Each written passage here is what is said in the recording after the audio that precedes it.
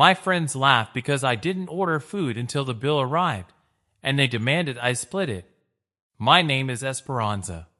I'm 24 years old, and I work as an administrative assistant at a digital marketing company. I live alone in a small apartment, and to be honest, my budget is always tight. But I had a group of friends from work, Sofia, Gabriela, and Alejandra, who always included me in their outings, and I truly value that friendship. The problem is, they had a very specific habit that bothered me deeply, but I never had the courage to confront them. Every time we went out together, the three of us would order the most expensive drinks at the bar, the most elaborate appetizers, the most sophisticated dishes, and then, when it came time to pay, there was always that story about splitting everything equally.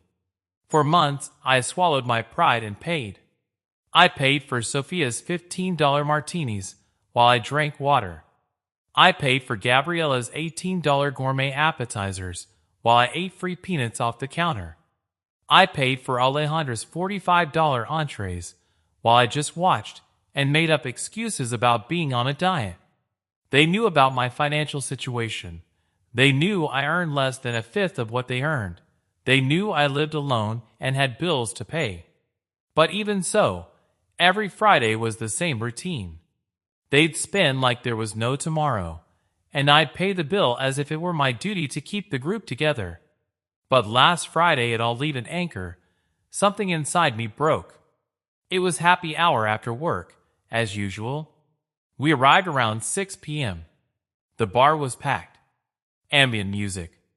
That weekend vibe just beginning. Sophia was beaming because she had closed a major deal. Gabriela had just returned from a trip to Miami. Alejandra was celebrating a promotion. They sat down and immediately began reviewing the menu, as if they knew every item by heart.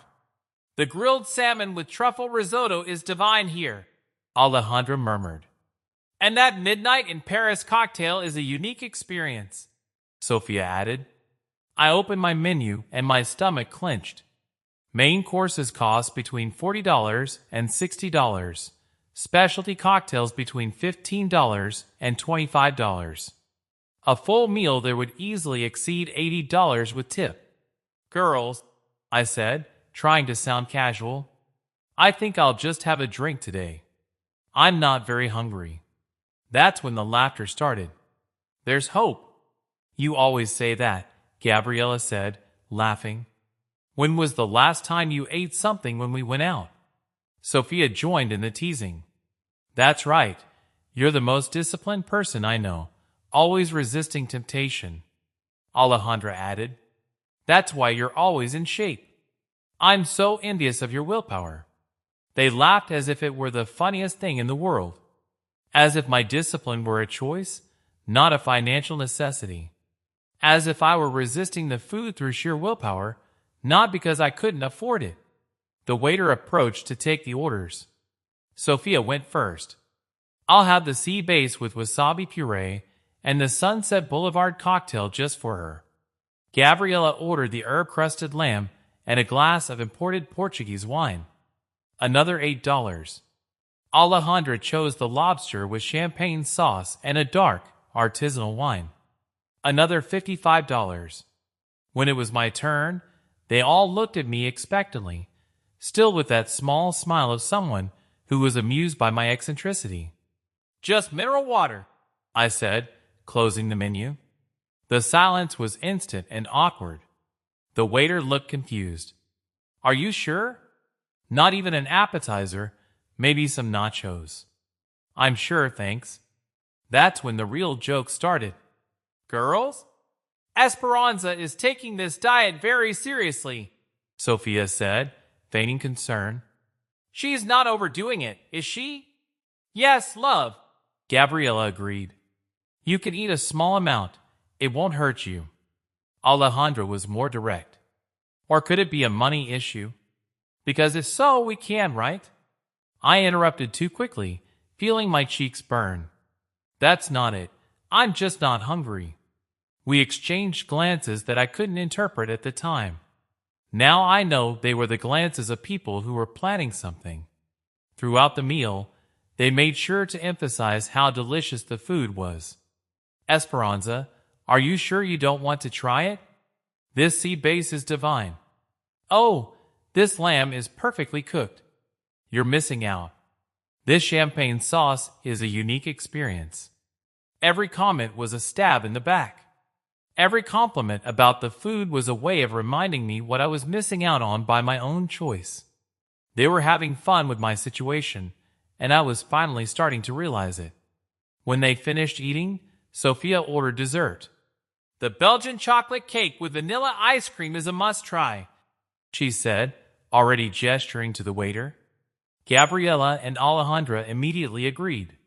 Another $15 each. I drank my mineral water and forced smiles as they savored their expensive desserts. I did the math in my head. Each of them had already spent over $100. I had spent $0. That's when the bill arrived. Sophia grabbed the receipt, glanced at it quickly, and announced it matter-of-factly. $210? We divided it into 4 parts. That's $52.50 each. My heart stopped. 52.50 for my mineral water with zeros. Wait, I said, my voice coming out louder than I intended. I only drank water. It doesn't make sense that I paid 51.50. The atmosphere at the table changed instantly. The giggles stopped. The smiles vanished. Gabriella was the first to speak. Esperanza, we always split the bill equally. It's easier this way.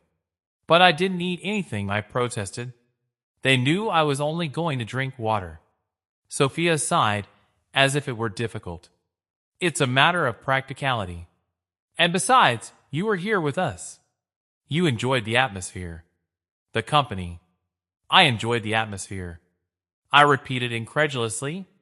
Do you want me to pay $52.50 to enjoy the atmosphere? Alejandra tried to be diplomatic. Look, Esperanza, we understand your situation. But when you go out in a group, it's normal to split the costs. It's a matter of social etiquette. Social etiquette. As if I were rude for not wanting to pay for food I didn't eat.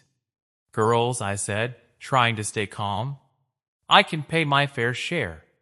$3 for the water, plus a proportional tip. That's like $4.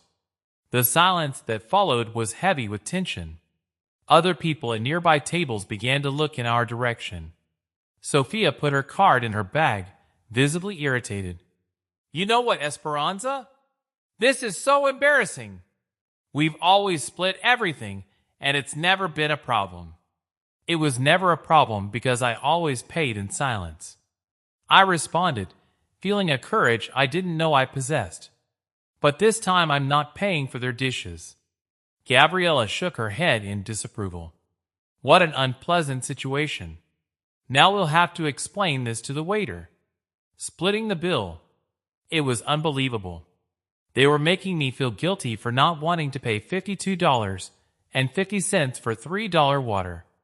I was the villain for setting a basic boundary. Can you explain that to the waiter? I said, standing up and grabbing my bag. I'm never paying for your food again. I left $4 on the table, more than enough to cover my water with a generous tip, and left the restaurant with shaky legs but my head held high. Behind me, I heard Sophia calling the waiter. Excuse me, but we're going to need to split the bill. I got home and collapsed on the sofa, still processing what had happened. For months, I'd been the fool who paid for others without question. For months, they'd laughed at my discipline, knowing exactly why I wasn't eating. They knew I had no money, and they found it amusing. They knew I struggled to pay my share, and they didn't care. Worse, they enjoyed it, but as painful as it was to admit, I had allowed it. I had accepted this dynamic for months because I didn't want to lose my friends, because I thought it was better to be exploited than to be alone. That night, lying in bed, I made a decision. Never again. I would never again pay for others out of fear of confrontation. I would never again accept being treated like a doormat for money. I had no idea that this decision would change everything, and that things were only just beginning. The confrontation begins. On Monday, I arrived at the office prepared for some kind of tension. Sophia, Gabriella, and Alejandro were in the break room drinking coffee, talking quietly among themselves. When they saw me, the conversation stopped abruptly. "Good morning, girls." I greeted them normally. "Good morning," they replied in unison. But the atmosphere was strange, cold. All morning, I noticed sidelong glances, whispers that stopped when I approached. At lunchtime, they left together without inviting me, something that had never happened before. It was Carla from Human Resources who told me what was going on. "Hope," she said, approaching my desk late in the afternoon. "Can I talk to you for a minute?" We went to the empty meeting room. Carla closed the door and sat down across from me, looking worried. "Look, I don't know if I should tell you this, but the girls are spreading the word that you caused a scene at the restaurant on Friday, that you refused to pay your share of the bill and left them in an embarrassing situation." My blood boiled. They said, "Sophia was in the kitchen telling a bunch of people that they all went out to dinner together, and when it came time to split the bill, you made a scene because you didn't want to pay. According to her, you always accept invitations, but then you make a fuss when it's time to pay." I was trembling with rage. They had completely distorted the story. In their version, I was the opportunist, the one causing trouble for money. "Carla, can I tell you what really happened?" She nodded, and I told her everything. How could they always ask for the most expensive things, knowing my financial situation? How could I always end up paying for others? How on Friday I finally set a limit by refusing to pay $52.50 for $3 water. "Whoa," Carla said when I finished. "That changes everything. They really made it seem like you were the problem in the story, and now everyone in the office must be thinking I'm stingy and difficult." Carla sighed. "Some colleagues did comment, but now that I know your side of the story, I can talk to a few people and clear things up discreetly." I thanked Carla, but I knew the damage was already done. Her story had spread first, and it was always harder to correct a distorted narrative than to tell the truth from the start. For the rest of the week, I felt the atmosphere around me shift. Some people treated me with subtle coldness. Others avoided talking about money when I was around. Sophia, Gabriella, and Alejandra acted as if nothing had happened, but they no longer included me in conversations about outings or events. That's when I received an unexpected invitation. On Thursday, my phone vibrated with a message from a number I was slow to recognize. It was from Brenda, a finance colleague I rarely spoke to beyond basic greetings. "Hi, Esperanza. A group of us are having a happy hour on Friday at Rusty Anchor. Nothing too fancy, just to relax after the week. Want to come?" I hesitated. After everything that had happened, the idea of going out with work colleagues made me anxious, but at the same time, I didn't want to completely isolate myself. "Who's going to be there?" I asked. "Me, Marcos from ET, Anna from accounting, one from marketing, and 2 or 3 other people." Relaxed people. Rusty Anchor was a much simpler bar than Olive and Anchor. Affordable beers, homemade snacks, a casual atmosphere. Nothing like the sophisticated places Sophia and her group frequented. "Okay, I'm going." What time for new friends? New perspectives. On Friday after work, I went to Rusty Anchor with cautious expectations. The place was exactly as I had imagined. Small, cozy, with classic rock music playing softly and decor that didn't try to impress anyone. Brenda was already there with the group. Marcos, a guy in his 30s, with an unkempt beard and a very laid-back personality. Anna, a 40-year-old woman, mother of 2, always friendly, but someone she'd never had the chance to get to know better. Juan, a guy my age who had recently joined the company. Esperanza, it's so good you came, Brenda said, giving me a genuine hug. We sat down at a round table and Marcos immediately asked, "What will everyone be drinking?" "The first round's on me. First round on someone else." What a revolutionary concept. I ordered a canned beer, nothing fancy. Anna ordered a draft beer. One wanted a simple gin and tonic. Nobody was trying to impress anyone with expensive orders. The conversation flowed naturally. We talked about work, but also about movies, music, and trips we'd like to take. Marcos told hilarious stories about the problems in Haiti that he was solving. Anna talked about the craziness of raising two teenagers. One shared his adventures as a recent graduate, trying to figure out adult life, and for the first time in months, I felt relaxed hanging out with colleagues from work. When it was time to order another round, one offered to pay. Then Anna insisted on paying for the third one. There was no drama, no astronomical bill, no unfair split. More importantly, no one made fun of me for only ordering beer. No one commented on my discipline or made jokes about willpower. They simply accepted me as part of the group. That's when Brenda brought up the topic I'd been avoiding. "Hope," she said during a pause in the conversation. "Can I say something? I know it's none of my business, but I overheard some comments in the office about that situation at the restaurant last week." My stomach clenched. Marcos, Anna, and one looked at me with genuine, not malicious, interest. "What situation?" Marcos asked. I sighed. I went out with some colleagues last Friday, and there was some drama when it came time to split the bill. "What kind of drama?" Anna wanted to know. I hesitated, but something about her welcoming attitude encouraged me to tell the truth. I recounted the whole story, the months I'd paid for other water, the ridicule of my discipline, the demand to pay $52.50 for water, my refusal, and the distorted narrative that spread afterward. When I finished, there was a moment of silence. "Man," Marcos said, "that's wrong. They really made you pay for the others for months, and then spread the word that you were the problem. And I thought it was just in my head," Juan added indignantly. Anna shook her head. "That's exploitation." "What do you mean?" I asked. "I've gone out with them a few times," Anna explained. "I always thought there was something odd about it. They always ordered the most expensive dishes, and there was always this pressure to split everything equally.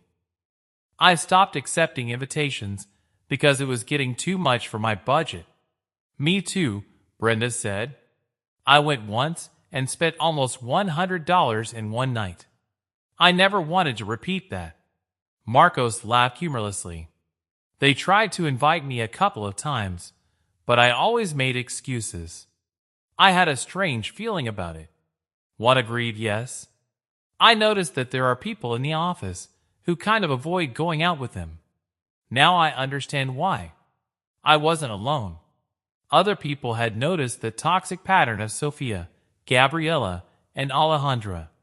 Other people had distanced themselves because of it." "Do you know what irritates me the most?" Anna said. "They earn far more than most of us, and yet they make others pay for their luxuries."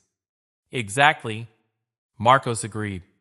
"If they want to eat at expensive restaurants, they should pay out of their own pockets, not exploit their colleagues." "You did the right thing, Esperanza," Brenda said firmly. "You had to set boundaries. For the first time on Friday, I felt validated." My reaction wasn't over the top. My boundary wasn't unfair. I had done the right thing. We stayed later than planned, talking and laughing.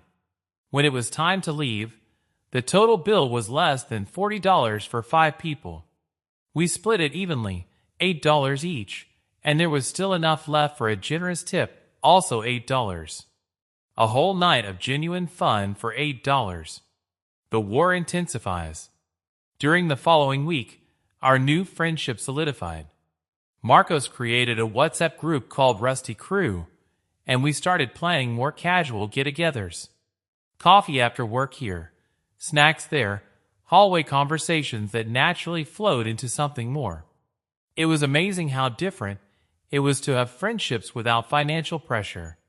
When we went out, everyone ordered what they wanted and could afford. If someone was strapped for cash one month, the others understood and adjusted their plans. If someone wanted to spend more, they paid their own bill without involving others. But things with Sofia, Gabriela, and Alejandra were far from over. On Wednesday, I received a message from Sofia on WhatsApp. "Hi, Esperanza. We're having a barbecue at my sister's house on Saturday. It's going to be very casual. Everyone's bringing something. What do you think?" I stared at the message in disbelief. After a week of complete indifference, after spreading lies about me, now they wanted to include me again. "Hi, Sophia. Who else is going?" I asked, curious to understand the game. The usual group. About 15 people. We thought of you to bring the drinks. You have good taste in these things. Drinks for 15 people at an all-day barbecue on Saturday. I did some quick calculations in my head. At least $200 for beer, soda, water, and ice. Maybe $300 if I wanted to guarantee enough variety. It was obvious what was going on. I'd been given the most expensive responsibility of the event. Probably after they'd been laughing amongst themselves about how I'd saved money on dinner. But this time, I knew exactly how to play his game. Sure, I'd love to help with the drinks. I'll take care of everything, I replied with feigned enthusiasm. Sophia must have been surprised by my positive reaction because she took a while to respond. How great. The party is at 2 p.m. I'll send you the address. I spent the rest of the week planning. I researched promotions in 3 different markets. I found a clearance sale on soft drinks near their expiration date. Still good to drink, but 70% off. I got beer on sale in an in-the-batch promotion. I bought 5L jugs of water, much cheaper than individual bottles. In total, I spent $52, much less than expected, and all well-known brands. Nothing to complain about. Saturday arrived, and I loaded my car with enough drinks for a small army. Her sister's house was beautiful. A modern-style house with a large backyard, a pool, and a full gourmet area. "Oh, Esperanza, you really outdid yourself," Alejandra said when she saw me unloading the drinks. There was something in her tone I couldn't quite put my finger on. Sophia showed up wearing a summer dress that cost more than my weekly income. How efficient. Look at the variety you brought. Gabriela came over to help organize everything on a side table. It was a great idea to separate them by type. It looked super organized. The barbecue was really good. People brought elaborate salads, gourmet side dishes, and homemade desserts. My contribution of drinks seemed almost basic next to all the sophistication, but it was doing its job. Everyone was drinking, laughing, enjoying the sun.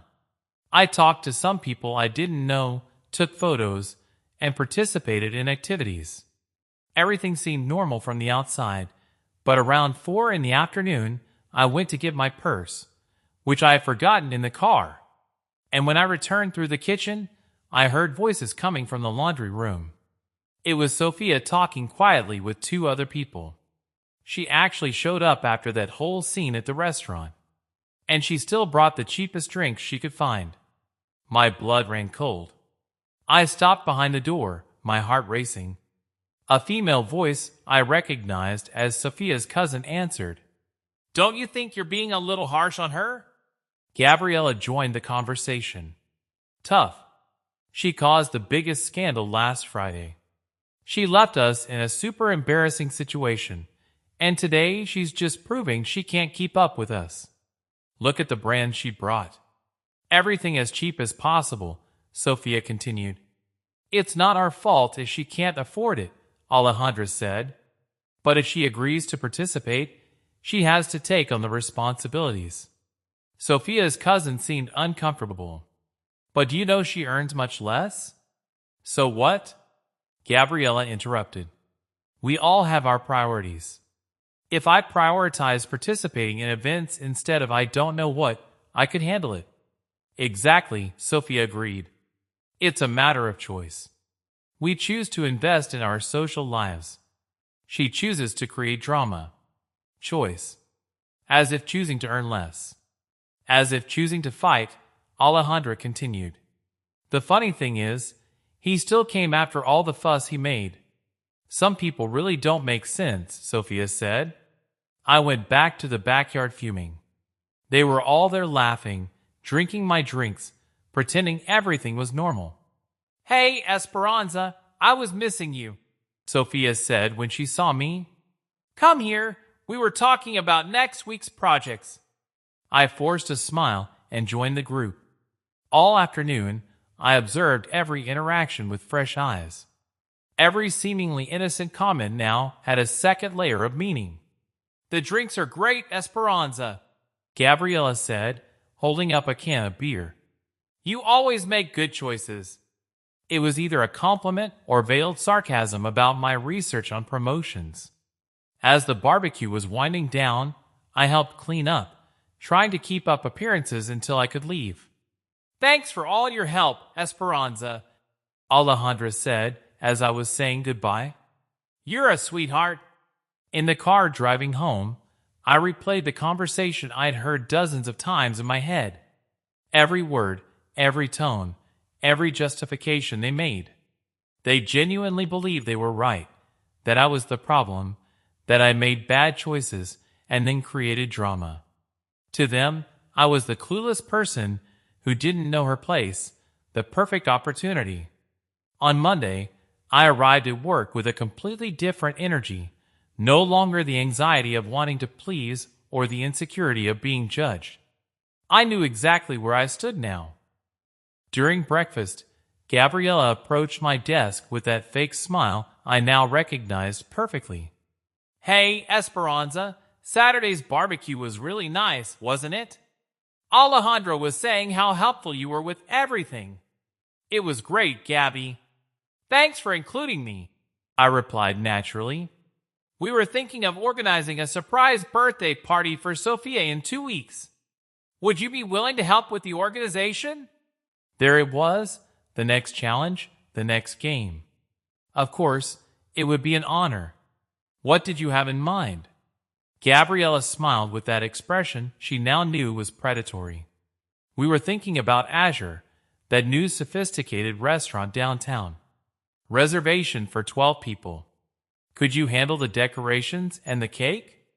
Azure, I knew of it by name. A high-end restaurant where the dishes cost between $80 and $100, and they wanted me to finance the decorations and cake for 12 people. Easily? $300 or more. That's great. When's it again? I asked, still excited. Saturday in 2 weeks. I know it's tight, but we trust your good taste. Good taste, as if my financial situation were a matter of choice and not reality. Let me sort out my schedule, and I'll confirm with you today, okay? As soon as Gabriella walked away, I started planning not what they expected, that I spend money I didn't have to impress them, but my own strategy. Actually, I'd been organizing small events as a hobby for a few years, birthday parties for family friends, simple celebrations. I had some contacts with vendors, and I knew how to make things look beautiful without spending a lot. I spent 2 weeks meticulously planning. I rented decorations at a fair price. I negotiated a beautiful but inexpensive cake with a small bakery I knew. A total of $240, expensive for me, but doable if I put it on my credit card. And more importantly, I had a plan they'd never expect. Gabriella, I called out when I saw her in the hallway. Confirmed, I can take care of the decorations and the cake. She seemed genuinely surprised. Seriously, that's amazing. Sophia is going to be thrilled. I have some ideas that are going to make everything look beautiful.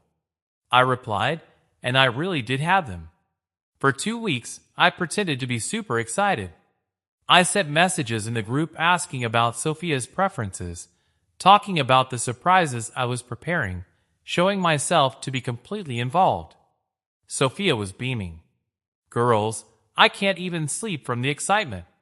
It's going to be the most special birthday of my life. Alejandra agreed. Definitely. Our organizer is doing an amazing job.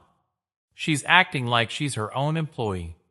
I finished all the preparations on Friday. The decorations were absolutely beautiful. Gold and pink tones, elegant centerpieces, metallic balloons. The cake was a work of art. 2 floors, chocolate frosting, sugar flowers. On Saturday morning, I arrived at Azure 2 hours early to arrange everything. The restaurant was even more impressive inside than in the photos. Crystal chandeliers, fine wood furniture, panoramic city views. The manager helped me arrange our reserved table. "It looks spectacular," he said when we finished. Her friend is going to be thrilled. The guests started arriving at 7. Sophia walked in, radiant, wearing a dress that cost more than 3 weeks' salary. "Oh my God, it's perfect," she exclaimed, tears welling in her eyes, as she hugged me tightly. Everyone complimented the decorations. The photos were magazine-worthy. The cake was a huge hit. It had exceeded all expectations. When the waiter brought the menus, Sophia announced generously, "Girls, today's a party. Order whatever you like today." She didn't say who would pay, but from the way she spoke, it seemed like it would be her. I just ordered a Caesar salad as an appetizer and mineral water. I'm still on that diet. I explained why I wasn't ordering more when Sophia asked. But don't worry. I'm so happy celebrating with you all. Throughout the entire dinner, I was the life of the party. I made heartfelt toasts. I started lively conversations. I took hundreds of photos of the birthday girl. She was radiant, engaged, being the best friend anyone could ask for. The cake arrived with lit candles. Sophia excitedly blew them out. We all sang Las Mananitas and clapped. It was a perfect moment, exactly as I had dreamed. Then the bill arrived. $1,500 for 12 people. Sophia grabbed the ticket, and to my surprise, her expression changed completely.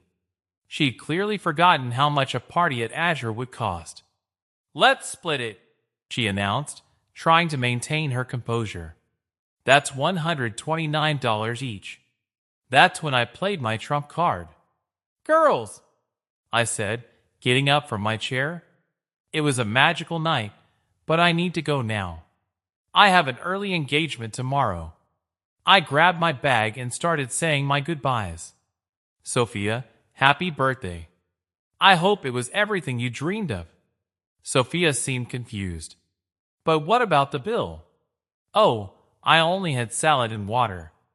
I left $20 on the table. Please cover my share with a generous tip." My real contribution was the decorations and the cake, which I arranged and paid for. "Thank you for letting me be a part of this."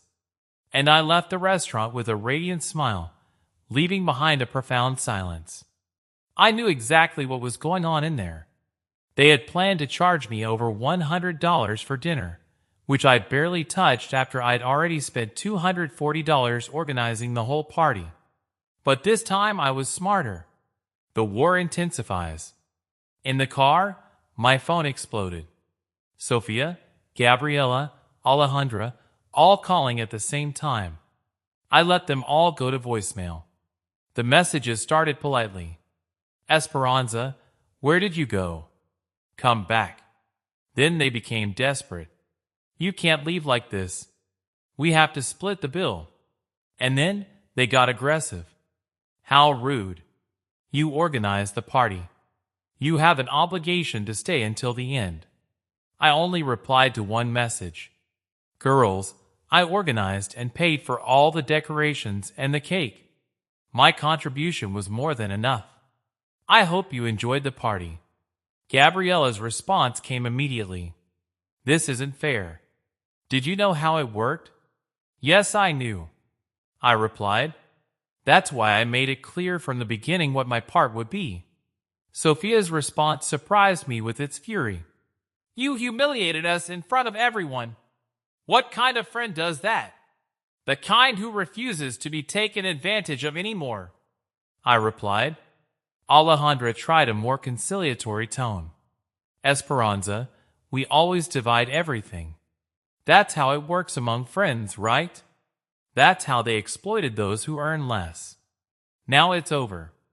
The messages stopped for a few hours. Then Sophia sent one last one. You're going to regret this. Monday at the office was a declaration of war. They arrived visibly furious. During coffee, I overheard Gabriella telling other colleagues about it. It was a public humiliation. On Saturday, we had a birthday party, and when it came time to pay, one person just left the group and left everyone else to pay for her. This time they didn't just twist the story, they completely reversed it. Oh, how awful, said Marina. What kind of person does that? Exactly, Gabriella agreed. We trusted her to organize. She agreed to participate, and then at the last minute, she simply ran away from the responsibility. I was walking by with my coffee when I heard this.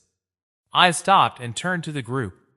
Oh, what a terrible story, I said, walking over. What party are you talking about?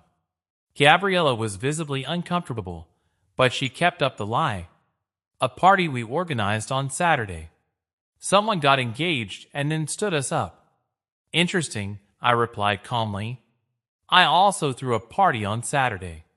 I spent $240 of my own money on decorations and cake. I arranged everything myself. I made the event beautiful and then paid my own bill at the restaurant. $20 for salad and water. What a coincidence. I continued laughing as if the absurdity was obvious. It would be like being obligated to pay for other people's food just because I organized the event. Crazy, right? Marina nodded. Oh, that would be unfair if you've already arranged everything. Gabriella tried to defend herself. But when you participate in a group, there's an implicit agreement. Implicit agreement, I repeat. Like if I organize a party and pay for the decorations. I'm obligated to pay for other people's meals too. What kind of agreement is that? The other colleagues seemed to be increasingly siding with me. Gabriella realized she was losing and walked away irritably. But that was just the beginning. During that week, Sophia, Gabriella, and Alejandra intensified their campaign against me. They spread increasingly distorted versions of the story.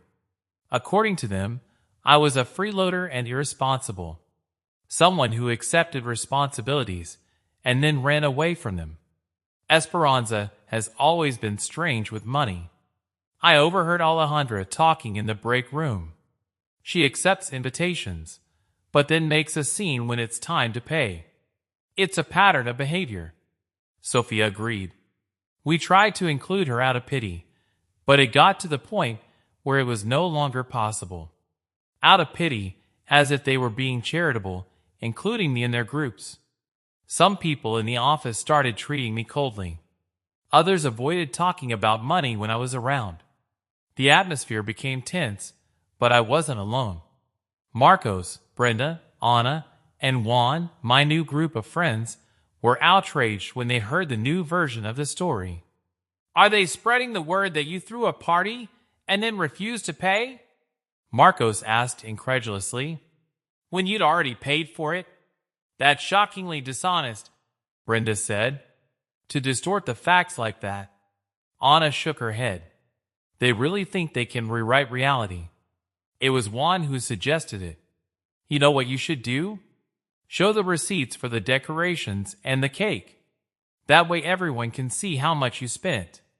It was a good idea. I had kept all the receipts. On Thursday, when I overheard Sophia telling a particularly distorted version of the story in the break room, where I was portrayed as a freeloader who threw a cheap party and then refused to pay the bill. I decided to take action. "Sophia," I said, approaching her with a folder in my hand, "are you talking about your birthday party?" She tensed up. She was explaining to Carla how some people lack responsibility. "It's great you brought it up," I said. I opened the folder and brought out the receipts to show everyone how much it cost to organize. I spread the receipts out on the break room table. Rental decorations, $85. Custom cake, $10. Flowers and candles, $35. Total, $240.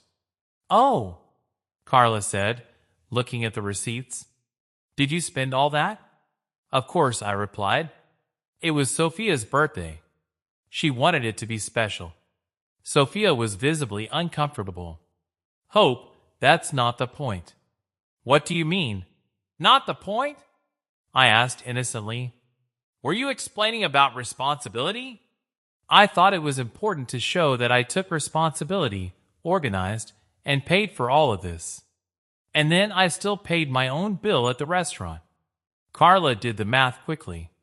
"So you spent $240 on the party and still paid for your food?" "Exactly," I said. $20 for salad and water. Total of $260. "And they still wanted you to pay another $125, Carla concluded. Sophia tried to explain. "It's just that when you participate in a group." But she had participated, Carla interrupted. "With $260, more than double what anyone else spent." The math was simple and irrefutable. Sophia left the break room unable to defend herself. The truth comes out. The story about the receipts spread quickly through the office. People began to understand that I wasn't the one taking advantage of the situation. It was the opposite. "Oh, Esperanza spent over $250, and they still wanted her to pay more." I heard someone comment. "That's really outrageous," another person replied. Their narrative began to unravel, but they didn't give up. On Friday, Gabriella tried a different approach. She came to talk to me at the end of the workday.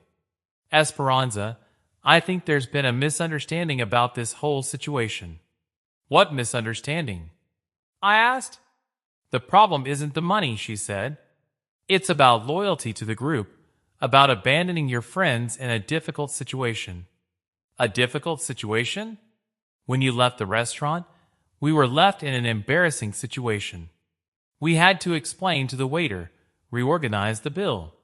Gabriella genuinely believed I had an obligation to stay and pay for other people's food. What if I had stayed and refused to pay the $125? I asked. "That would be different," she said. "At least you could have stayed to talk, so they could have pressured me until I gave in." I finished mentally. Gabriella hesitated.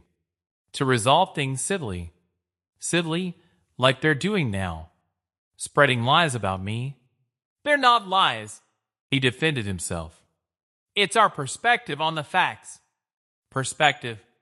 That's how they justified the distortions. "Gabriella, can I ask you something? Do you really think it was fair that you paid $125? She thought for a moment. "When you agree to participate in an event, you accept the responsibilities that come with it, even spending more than anyone else." "It's a matter of principle," he said, as if that explained everything. Principles. For them, the principle was that I should pay for others, regardless of how much I had already contributed. "I understand," I said. "Thank you for clarifying." Gabriella seemed hopeful. "So can we work this out?" "Work out what? Be friends again? Forget all this mess?" "There's nothing to work out, Gabriella. You made it clear you think it's normal to exploit me financially. I made it clear that I no longer accept that." "It's not exploitation," she protested. "It's how groups of friends work, isn't it? It's how they think they should work. I sighed in frustration. I'm being fair to myself. Gabriella walked away, clearly irritated. Later, I heard her talking to Alejandra about it. Hope is impossible. She doesn't even want to talk about resolving things. For them, resolving meant accepting to be exploited again. The unexpected success. But while they continued trying to bring me down, something interesting was happening. Several people in the office had seen the photos of Sophia's birthday party on Instagram. The decorations were truly stunning. Esperanza, Marina said, approaching me on Monday. I saw the photos of the party you organized. She looked beautiful. Thank you, I said. Do you do this professionally? No, it was just a favor for a colleague.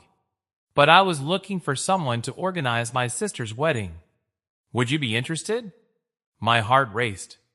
A wedding. That would be a real opportunity. Of course, I'd love to talk about it. Marina gave me her sister's contact information, and we scheduled a meeting for the end of the week. During the week, 2 more people approached me. The director's secretary wanted someone to organize a company party. A colleague in finance was planning her daughter's quinceañera. I was discovering I had a real talent for this, and, more importantly, I was discovering a way to earn extra money doing something I enjoyed. On Thursday, Carla from Human Resources called me for a chat. Esperanza, we're organizing the company's end-of-year party. Would you help us? It would be official freelance work. Paid, of course. My heart raced even faster. An official opportunity recognizing my talent. Of course, I would love that. Everyone was impressed with that birthday party. Even Sophia herself kept praising your work. It's for 200 people, so it's a big project. We'll schedule a meeting to discuss the details. 200 people. A project that could generate significant income and open doors to other jobs. Leaving the meeting, I passed by Sophia's desk. She looked up from her computer, and for the first time in weeks, there was no hostility in her gaze. There was something I couldn't quite place. Hi, she said quietly. I heard you're organizing the company party. Yes, it seems so, I said. It's quite an opportunity. I'm excited, I replied. She hesitated as if she wanted to say something more, but only nodded and went back to work. The change, of course. The New Year's Eve party was a complete success. I received congratulations from all levels of the company and $2,000 for the work. More importantly, I gained 8 contacts from other companies interested in my services. Sophia, Gabriella, and Alejandra were at the party trying to act normal, but the dynamic had changed forever. I was no longer the needy one they could exploit. During the party, several people approached me to congratulate me on my work. Do you have a natural talent? Have you thought about starting your own business? Give me your contact information. Around 10 o'clock, Alejandra approached. Congratulations on the party. It's amazing. Thanks, Alejandra. We were thinking about it. I'm not sure. What if the 4 of us talk to clear things up, resolve our issues, and become friends again? I looked at her for a moment. Alejandra, do you really think I should have paid $125 that night after already spending $240? She looked uncomfortable. It's complicated, isn't it? I said. It's simple. Do you think so or not? When you go out in a group, there's an understanding. Answer yes or no, I insisted. Alejandra sighed. We always divide everything. That doesn't answer my question. She looked around as if searching for support and finally said, Maybe it was a little unfair. A little unfair, she admitted reluctantly. But you overreacted too. How did I overreact? By leaving like that, causing embarrassment, even admitting they'd been unfair. They still thought I'd overreacted. Alejandra, they exploited me for months. When I finally set a boundary, they spread lies about me. And you think I overreacted? They weren't lies, she defended herself. That was our interpretation. Interpretation? I said. You said I refused to pay after throwing a cheap party. I spent $240. Where's the interpretation? There, Alejandra looked down. Perhaps we misspoke. They didn't misspoke. They deliberately lied. Hope, please, can we get through this? Why would you want to get through it? Because we were friends. No, I said calmly. You were the predators and I was the prey. Now that I've found my place, they want to go back to the old dynamic. That's not it.